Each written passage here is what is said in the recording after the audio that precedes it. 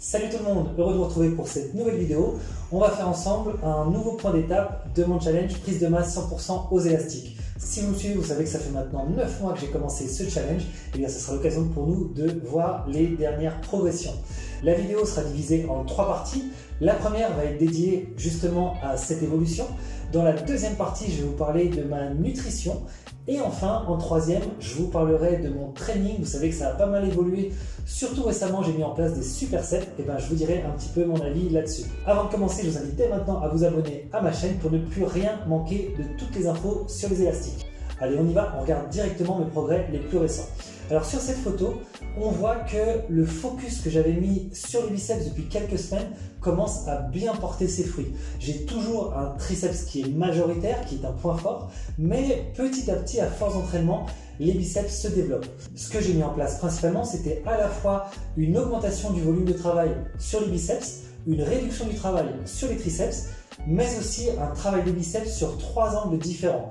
Premier, c'était un travail d'étirement avec un élastique qui me tirait le bras vers l'arrière, ce qui permet de favoriser la partie la plus basse du biceps, qui est également la plus volumineuse. Le deuxième, c'était au contraire un travail de contraction. J'avais les bras en avant, en mode pupitre, et le fait de contracter les bras vers moi permet au contraire de favoriser la partie haute. Enfin, troisième position, le curl classique qui permet de travailler à la verticale et du coup de mettre le focus sur les deux parties en même temps. Donc tout ça est un travail de longue haleine. Corriger un point faible, ça prend du temps, mais bon, je pense que sur ces premières photos, on voit que ce programme produit ses effets. Deuxième chose qu'on peut noter sur cette photo et également sur celle depuis le début du challenge, c'est le fait que j'arrive à garder mes abdos visibles depuis le début. Ils le sont plus ou moins en fonction des jours, mais globalement, on peut considérer que j'arrive à tenir ma prise de masse sèche. Le but, c'était à la fois d'augmenter mes calories, de prendre du volume tout en maintenant un physique athlétique. Et pour ça, il n'y a pas de secret, tout tient dans un mot, la nutrition. La nutrition, c'est vrai que j'en ai fait un point d'orgue depuis le début. Je vous ai parlé du fait que je ne consomme que des produits naturels et bruts, c'est-à-dire de la viande, des poissons, des fruits, des légumes, des féculents, et je calcule mes calories avec beaucoup de précision. Aujourd'hui, pour vous donner un ordre d'idée, un quart de mes calories proviennent des protéines, un petit tiers proviennent des lipides et enfin, à peu près 45% proviennent des glucides. Globalement, sur la journée, je vise un total de 3100 calories. Alors, ce total journalier, je vais le diviser en 3 repas principaux, petit déjeuner, déjeuner, dîner, ainsi que 2 collations supplémentaires.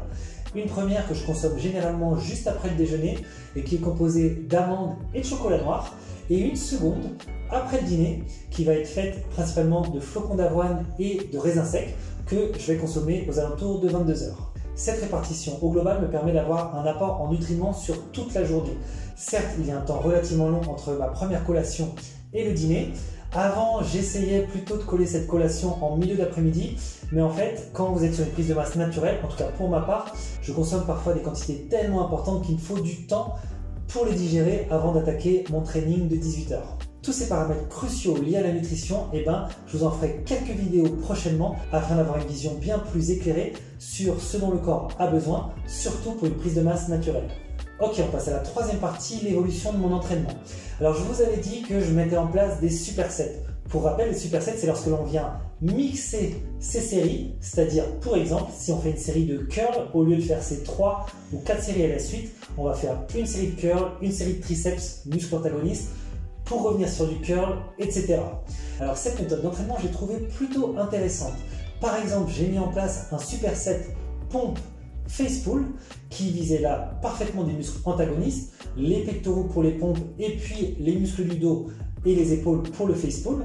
Eh bien, j'ai pu remarquer que j'ai pu maintenir mon niveau de performance sur les 2 exercices et en même temps, j'ai pu diminuer la durée de mon entraînement. Eh bien oui, au lieu de prendre tout mon temps de repos entre les séries pompes, là, je couplais avec les face pull, ce qui permettait d'optimiser mon entraînement. Un autre superset que j'ai bien apprécié, le curl mixé avec de l'extension triceps. Là encore, on est parfaitement sur des muscles antagonistes et l'un des intérêts, c'est que lorsqu'on va faire du curl, on va étirer les triceps et au contraire, lorsqu'on va faire de l'extension triceps, on va étirer les biceps. Donc, potentiellement, on peut même devenir plus productif en adoptant ce type de superset. Au global, j'ai pu tester plein de supersets différents. Et ce que j'ai constaté dans l'ensemble, c'était que c'était plus facile à mettre en œuvre pour les muscles du haut du corps, tandis que pour le bas, par exemple, j'ai testé les fentes combinées à du leg curl. Je peux vous dire qu'on est tellement épuisé par le travail des fentes qu'il est très difficile d'avoir un exercice productif par la suite. Donc au final, j'ai un peu laissé tomber les supersets pour les jambes. Je me suis concentré sur mes séries classiques de fentes, de squat, de soulevé de terre et j'ai plutôt limité les supersets pour le haut du corps. Voilà pour le bilan du jour. Pensez à me mettre tous vos commentaires, notamment dites-moi ce que vous pensez de mon évolution physique depuis le début et notamment au bout de ce 9e mois d'entraînement.